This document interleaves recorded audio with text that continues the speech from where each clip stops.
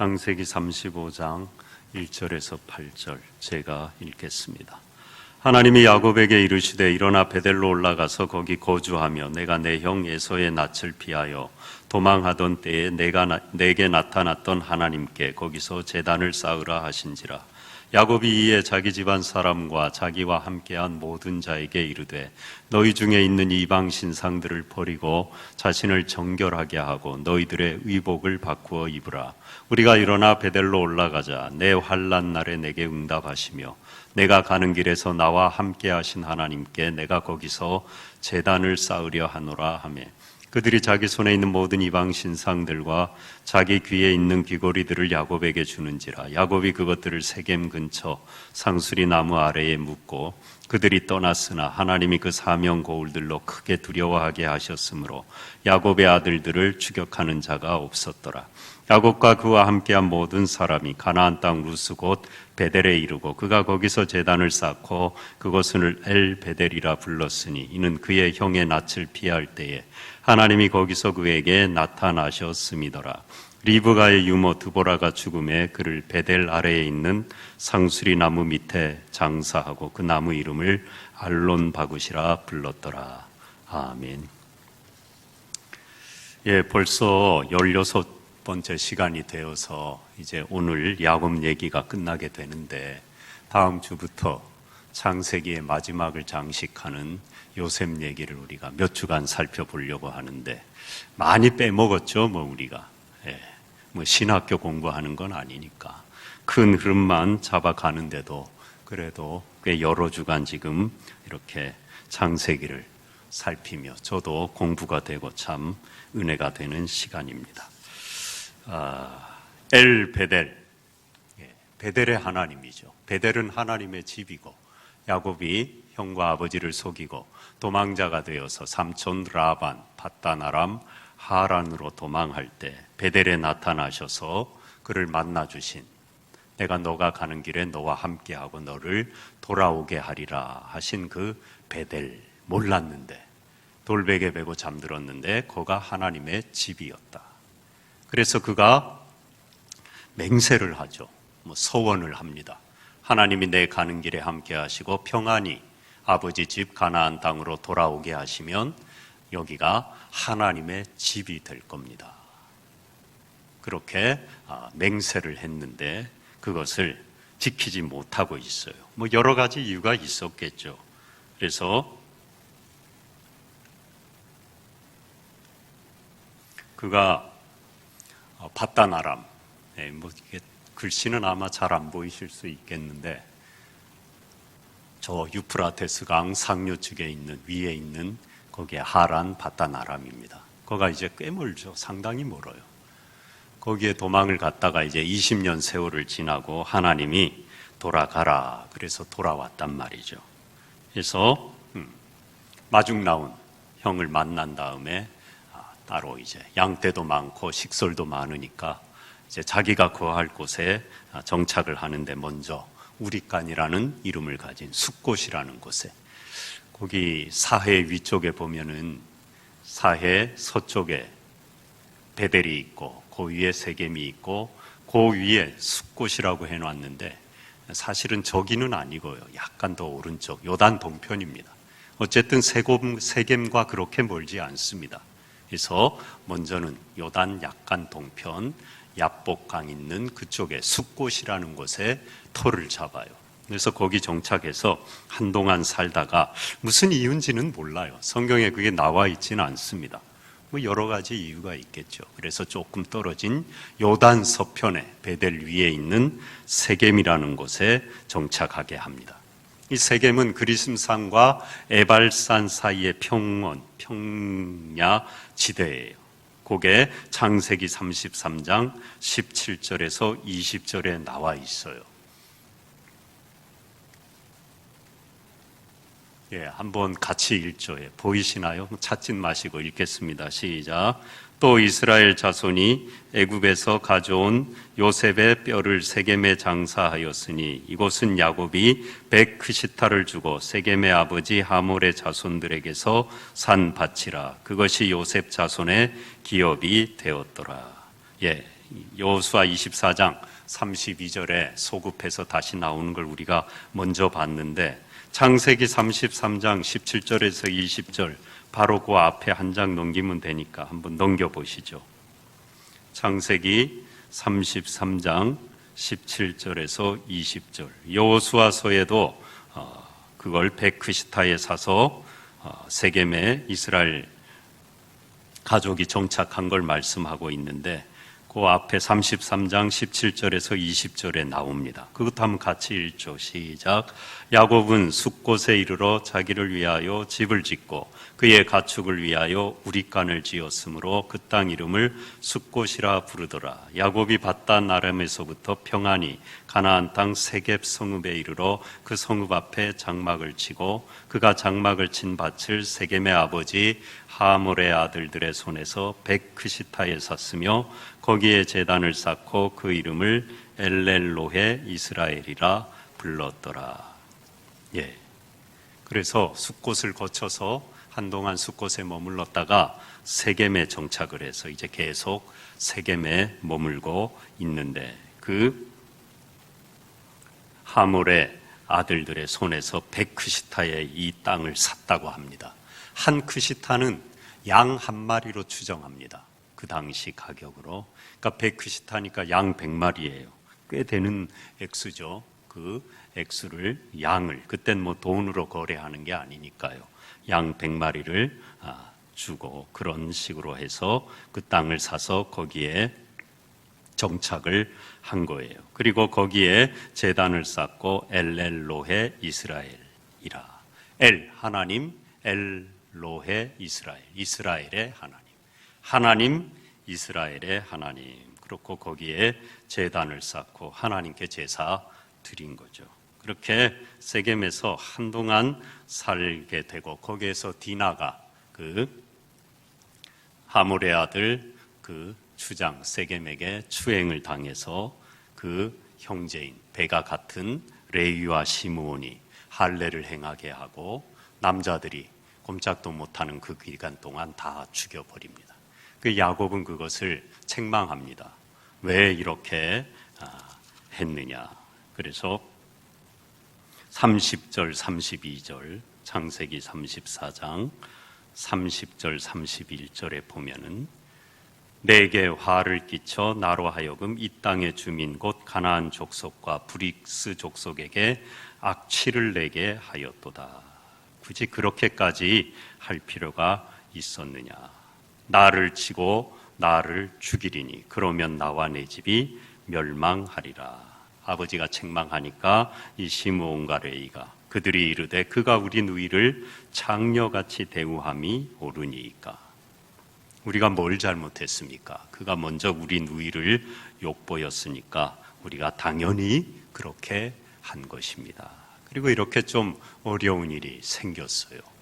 그 다음에 하나님이 나타나셔서 이제 베델로 올라가라. 오늘 읽은 본문에 말씀하고 있는 겁니다. 진작 올라갔어야죠.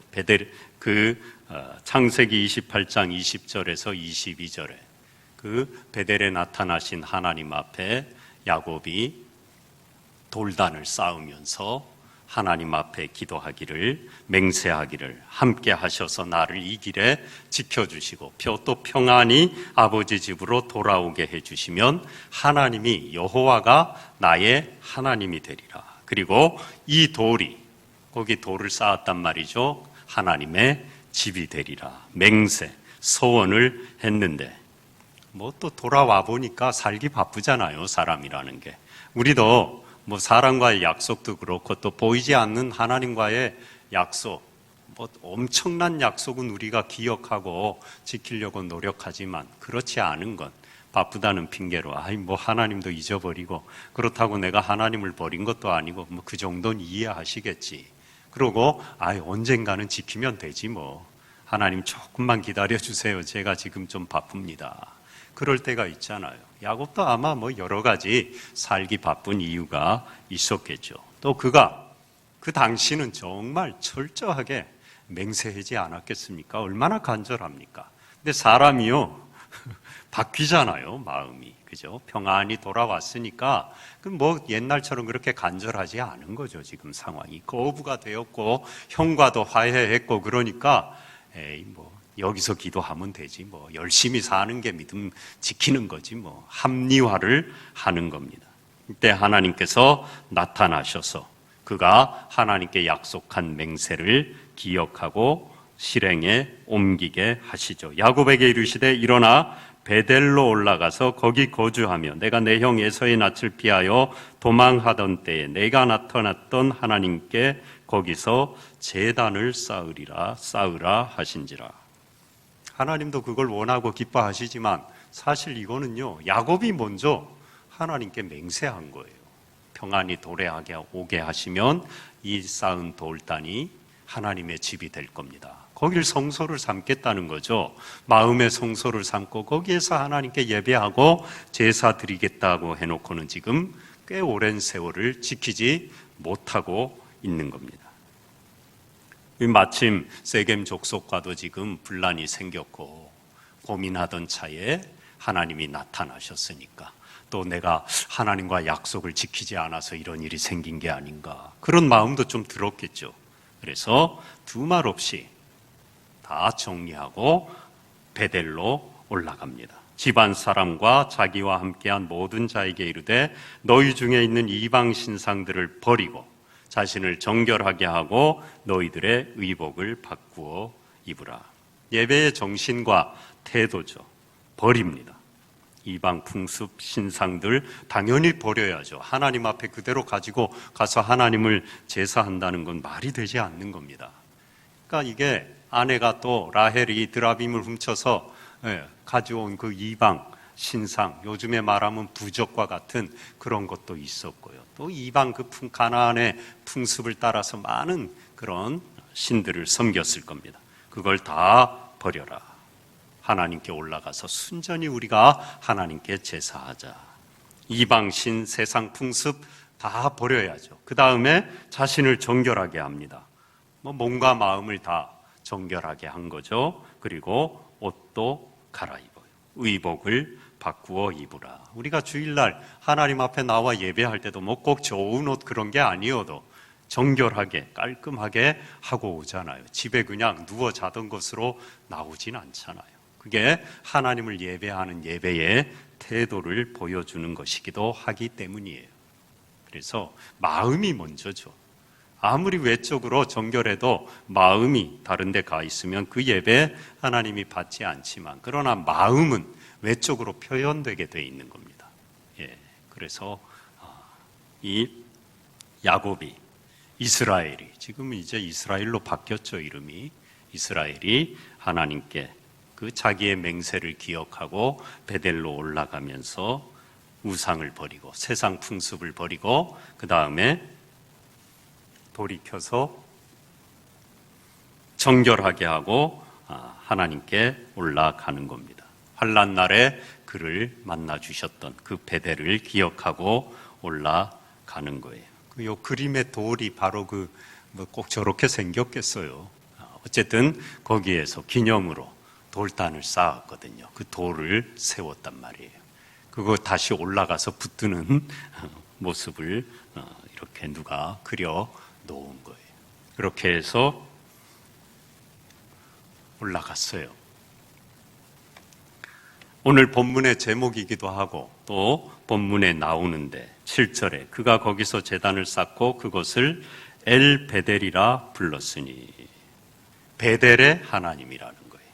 내가 도망길에 올랐을 때 나를 만나 주셨던 내가 가는 길에 함께 하셨던 하나님, 베델의 하나님, 그 하나님을 기억하는 겁니다. 지금 이스라엘이 되었잖아요. 아브라함이 창세기에 기록된 까닭, 또 우리가 그것을 보고 배우는 것은 바로 믿음이죠. 모든 것의 근거가 되는 믿음, 우리 삶의 토대가 되는, 또 우리에게 구원을 가져다 주는 믿음, 그게 모든 삶의 기반입니다. 믿음을 빼면은 기독교는 성립하지 않습니다. 구원받을 수가 없어요. 믿음으로만이 우리가 구원을 받기 때문이에요. 그러니까 믿음은 우리 삶의 완전한 기초인 겁니다. 아브라함은 그걸 보여주는 거예요. 그래서 믿음의 조상인 거예요. 그 다음에 제가 설교도 했고 지난 시간에도 말씀드렸지만 야곱이 이스라엘 된 것, 이제 우리가 하나님을 믿고 구원받았으면 참된 자신을 찾아야 된다는 거예요.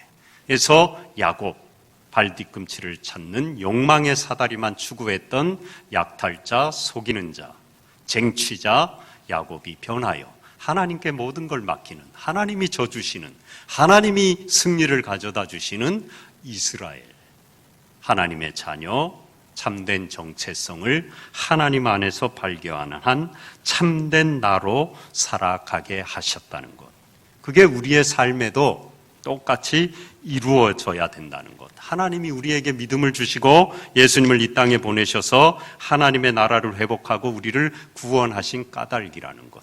죽어 천국만 가라고 우리를 부르신 게 아니라, 믿음 주신 게 아니라, 믿음의 기초가 우리 삶에 닦여졌으면 그 위에 자신을 건축해야 된다는 것. 한마디로 주님 닮아가야 된다는 거예요. 우리 안에 성령의 품성이 맺혀져 가야 된다는 거예요. 그런데 살다 보면요, 우리가 이걸 찾았다가도 잊어버립니다. 오늘 야곱 보십시오. 이스라엘이 되었는데도 이제 또 편안하고 살만하니까 잊어버리잖아요. 옛날의 습성이 똑같이 또 나오잖아요. 하나님과의 약속을 지키지 않잖아요. 그 습성이 또 나오는 겁니다. 참된 자기를 찾은 것 같지만 이 세상은 끊임없이 우리를 유혹하고 넘어지게 하는 거예요. 정체성이 흔들리는 겁니다. 그리고 우리가 서 있는 곳에 안정감이 흔들릴 때도 있죠. 여러분 살다 보면은 때로 내가 여기서 뭐 하고 있지, 그럴 때가 있잖아요. 야곱이 자기 스스로 그걸 깨닫고, 아이고 내가 그걸 잊어버렸구나. 그리고 베델을 기억했으면 좋은데 그렇지 못하니까 하나님이 찾아오신 거예요. 그래서 스스로 질문하게 만든 겁니다. 아, 내가 여기서 뭐 하고 있지? 아, 그때 내가 하나님과 약속했지, 맹세했지, 베델로 올라가리라, 거기서 하나님을 제사하리라, 예배하리라 했지. 내가 지금 여기서 뭐 하고 있지? 세겜에서 내가 지금 뭐 하고 있지? 정신이 번쩍 났을 거예요. 살다 보면 이렇게 우리의 삶이 흔들리고 내가 여기서 뭐 하고 있는지 의문이 들 때, 그때 우리는 베델을 기억해야 됩니다. 베델로 올라가야 되는 거예요. 베델은 뭡니까? 하나님이 만나 주신 곳, 은혜 베푸신 곳이잖아요. 그러니까 하나님께 받은 은혜를 기억하는 거예요. 그걸 잊어버리지 않는 겁니다. 그럴 때 참된 자기를 잃지 않을 수 있어요. 끝까지 그걸 기억할 수가 있는 거예요. 그래서 야곱의 이야기가 성경에 기록되어 있고 베델이 언급되어 있고, 오늘 하나님은 그 이스라엘 야곱에게 다시 베델을 기억하고 올라가라고 요청하고 있는 거예요. 여러분 살다 보면 내가 흔들리고 잃어버린 것 같고 내 인생 좀 뭐하고 사는 것 같고, 그럴 때 자꾸 안을 들여다보고요, 곁눈질하고 사람들이 뭐라 그러나 필요 없습니다. 별 도움이 안 됩니다. 거울 들여다본다고 되지 않습니다.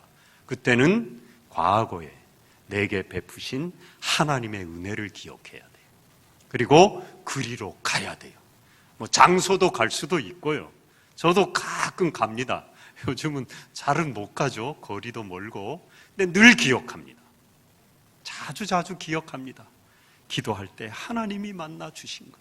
아침부터 밤까지 가갖고 기도원 문 닫을 때까지 아무도 없는 그 산에서 무서워서 벌벌 떨면서 기도했던 그걸요, 수시로 기억합니다. 받은 은혜.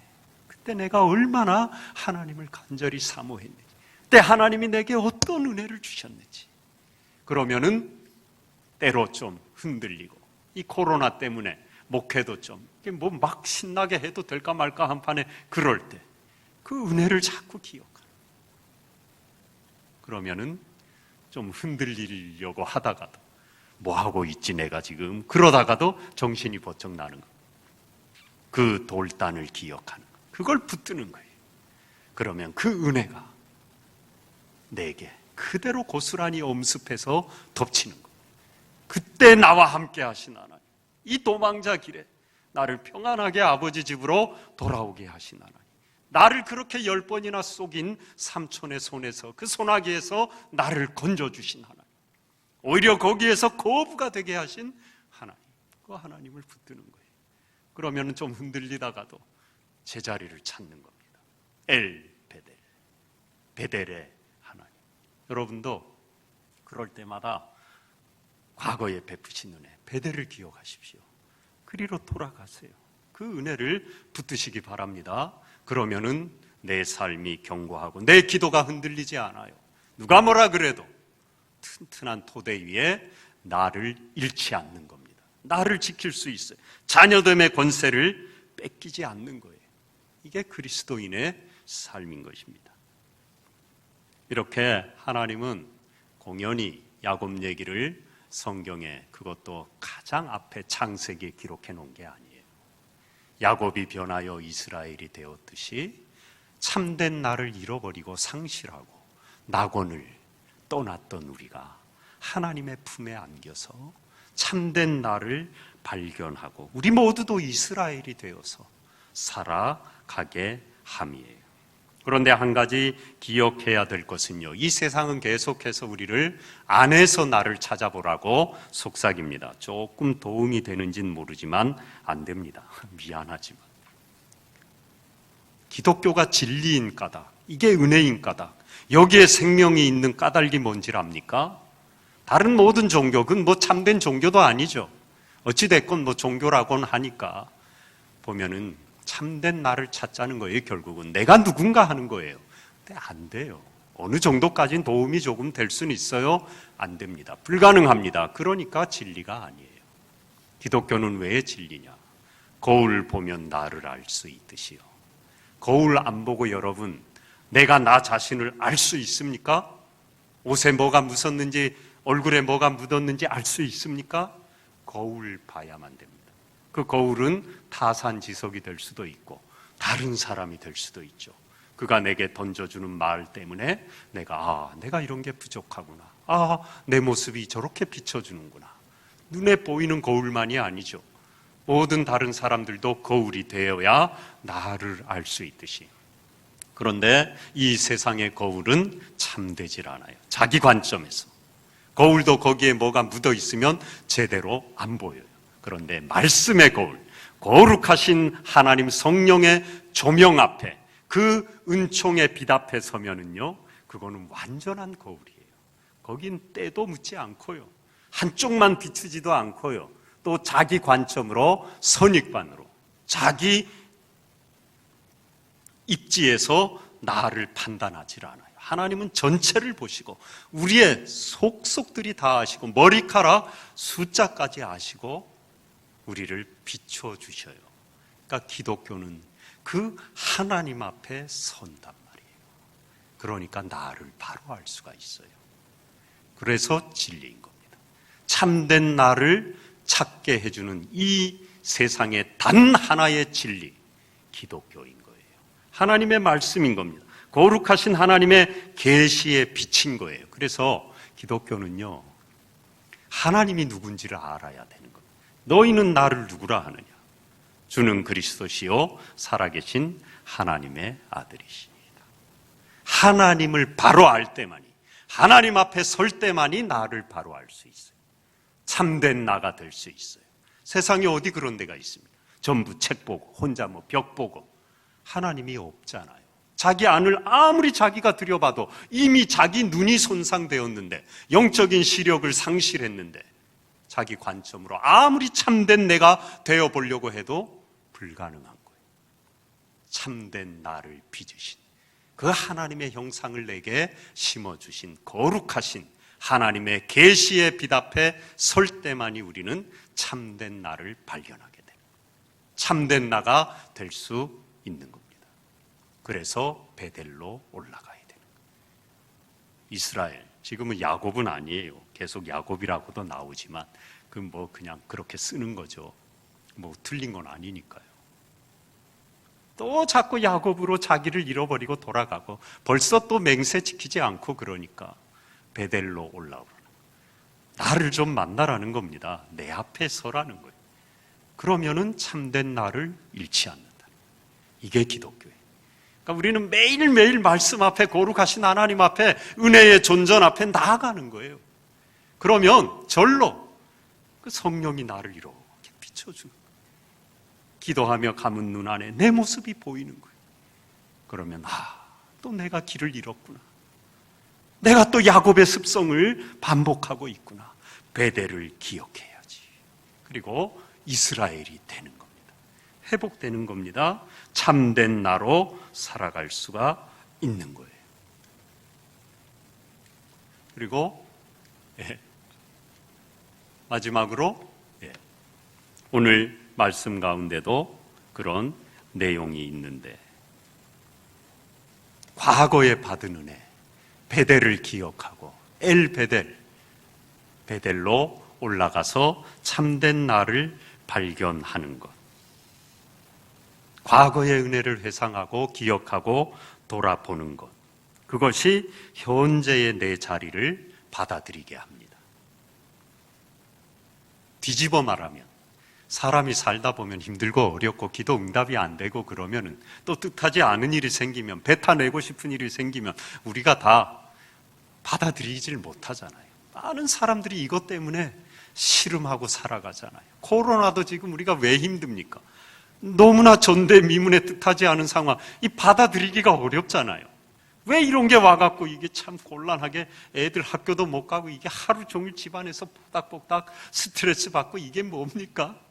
힘들잖아요. 경제적으로도 그렇고 또 건강 문제도 그렇고. 그때 우리는 과거에 지금까지 받은 은혜, 베델에서 만나주신 하나님, 홍해를 가르신 하나님, 사막 광야 가운데 길을 내신 하나님, 만나와 메추라기로 먹여주신 하나님, 신발이 헤어지게 하지 않으신 하나님, 그걸 기억하는 거죠. 그러면은 이 코로나도 뭔가 뜻이 있겠구나, 받아들일 수 있게 되는 거죠. 지금까지 내 인생 가운데, 이 민족 가운데, 이 땅 가운데 섭리하신 하나님의 손길을 기억할 때 우리는 현재의 자리를 받아들일 수 있어요.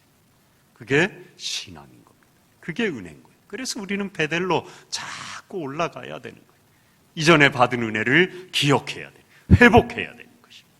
끄집어내야 돼요. 그거 자꾸 과거의 상처, 캐캐 묵은 그런 거 말고요. 받은 은혜, 그 어려운 중에도 여기까지 나를 인도하신 하나님의 그 사랑, 그걸 붙드는 겁니다. 그럼 현재가 받아들여지면 어떤 일이 생기느냐? 이게 중요합니다. 미래의 소망을 가져야지, 비전을 품어야지, 그런다고 되질 않아요. 과거에 받은 은혜를 자꾸 끄집어내고 기억하고 베델을 올라가고 현재를 받아들일 때 미래가 보여요. 현재를 거부하는 사람은 절대로 아무리 필승, 꿈, 부전 책상에다 돌아가면서 써붙여놔도 그건 한낱 허상에 지나지 않아요. 현재의 고난과 시련과 아픔과 다 이해할 수 없는 하나님의 뜻을 믿음으로 겸허히 받아들일 때 그 사람만이 참된 미래의 소망을 품을 수가 있습니다. 그래서 베델이 중요한 겁니다. 끊임없이 기억해야 되는 것입니다. 올 한 해도 하나님 우리에게 기도 제목 주셨고 또 소망을 주셨잖아요. 그게 응답되고 이루어지는 길은 우린 다 알 수는 없지만 단 하나, 현재를 받아들여야 됩니다. 믿음으로. 운명론, 팔자 타령하라는 게 아니죠. 할 수 없이 이렇게 내 팔자지, 그게 아니에요. 믿음으로 끌어안는 겁니다. 어서 와라. 고난이 왔느냐, 시련이 왔느냐, 기도의 역청을 바르는 거예요. 성령의 기름을 거다 싸 바르는 거예요. 쉽게 말해서 바르는 거예요. 그리고 적극적으로 끌어안는 겁니다. 어서 와라 고난아. 기도로 품는 거예요. 죽지 못해갖고 팔자 타령하고 할 수 없지 뭐, 그거 아니에요. 과거에 그 어려운 가운데 나를 인도하신 하나님의 그 은혜를 기억함으로 현재의 고난을 끌어안은 사람만이 참된 미래의 소망을 볼 수 있어요. 그리고 그 기도는요, 응답됩니다. 왜? 하나님이 주신 거기 때문이에요. 현재의 고난을 주신 이유가 미래에 뭔가 우리가 지금 다 알지 못하는 하나님의 뜻과 비전과 소망을 이루게 하시기 위함이기 때문이에요. 하나님은 절대로 거저 아무 까닭 없이 현재의 고난을 주시는 법이 없잖아요. 우리를 사랑하시기 때문에, 우리를 통하여 뭔가 이루실 게 있기 때문에, 영광 받길 원하시기 때문에 주신 거예요. 그러니까 우리가 할 일은 그걸 끌어안는 겁니다. 근데 안 되잖아요. 그러니까 과거에 받은 은혜를 기억해야 됩니다. 있잖아요, 여러분 다. 자꾸 그걸 끄집어내십시오. 말하십시오. 그러면 현재가 믿음으로 끌어안아집니다. 하나님, 예, 제가 받아들이겠습니다. 그때 뭐가 보이는 줄 압니까, 여러분? 소망을 안 품어도 돼요. 절로 미래의 소망이 보여요. 해보세요. 기도해보세요. 꿈이 보이고 비전이 보이고 하나님이 막 쏟아부어 주시는 것. 그게 신앙의 위대한 능력인 것. 기독교가 진리인 까닭인 것입니다. 어떤 영성가의 소망입니다. 제가 읽어드리겠습니다. 나는 소망합니다. 내가 모든 이에게 꼭 필요한 존재가 되기를. 한 사람의 죽음을 볼 때 내가 더욱 작아질 수 있기를. 그러나 나 자신의 죽음이 두려워 내 삶의 기쁨이 작아지는 일은 없기를. 나는 소망합니다. 내 마음에 드는 사람에 대한 사랑 때문에 마음에 들지 않는 사람에 대한 사랑이 줄어들지 않기를. 나는 소망합니다. 다른 이가 내게 주는 사랑이 내가 그에게 주는 사랑의 척도가 되지 않기를. 나는 소망합니다. 내가 언제나 남에게 용서를 구하며 살기를. 그러나 그들의 삶에는 내 용서를 구할 만한 일이 없기를. 나는 소망합니다. 언제나 나의 한계를 인식하며 살기를. 그러나 내 스스로 그런 한계를 만들지 않기를. 나는 소망합니다. 모든 사람이 언제나 자신의 소망을 품고 살기를. 건강, 물질, 자녀들의 앞날 열리는 소망 참 좋습니다. 하나님 들으십니다. 마음껏 바라고 기도하셔요. 그러나 올 한 해 여러분의 진정한 소망이 이 기도처럼